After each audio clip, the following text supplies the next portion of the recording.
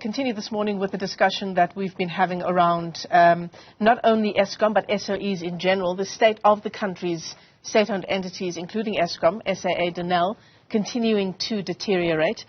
Corruption and mismanagement being cited as the leading causes of the fall of these entities. Let's bring in independent analyst Rutendo Matinyarare, who believes that South Africa can learn lessons from neighboring Zimbabwe insofar as SOEs here in the country are concerned. Rutendo, let me thank you for your time this morning. Thank you very much indeed for joining us. Thank you so much. Thank you for coming into studio. And you've penned quite an interesting article that talks about the lessons that South Africa can learn insofar as SOEs are concerned and Zimbabwe's Zisco Steel. Tell us some of the sort of key findings you've come up with. Right. Thank you so much for the opportunity. You know, for me, what I've realized is that many people in Africa don't yet understand how the world works. It's a race for resources, and capitalism is about captivating and capturing resources in order to build monopolies. And so what we saw with Zisco Steel was sabotage of Zisco Steel by monopoly makers. And these monopoly makers were companies like Anglo America, ISCO of South Africa, Lancaster Steel, and Woest Alpine, that was manufacturing the machines that were used in smelting iron and steel in Zimbabwe. Now, Zisco Steel is in many ways very similar to Eskom. Zisco Steel was the biggest steel and iron manufacturer in the Southern Hemisphere, the biggest in Africa, the biggest in Brazil, Australia.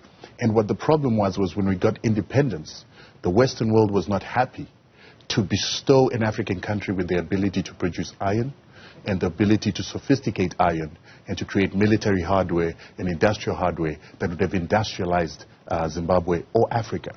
The reason being, once the Second World War ended, there was a plan called the Morgenthau Plan. The Morgenthau Plan was supposed to deindustrialize Japan and Germany so that they would never rise to become superpowers that would challenge the Western world or the Western banking system. So what they did is they wanted to turn them into agrarian societies, take out their industry, block their mines, take their workers that were most technical and take them out of Germany and out of Japan so that these countries could never rise to industrialize. Eventually what happened is Germany's lack of development, Japan's lack of development made it difficult for the West to compete with Russia. It made it difficult for the West to compete with Russia, which was now bringing communism. So they were forced to allow Germany and Japan to develop so that Western capitalism could show as an example in these regions as a success. But for this Western capitalism to take place, for the Marshall Plan to be given to these Western countries to rise themselves up, they needed cheap resources.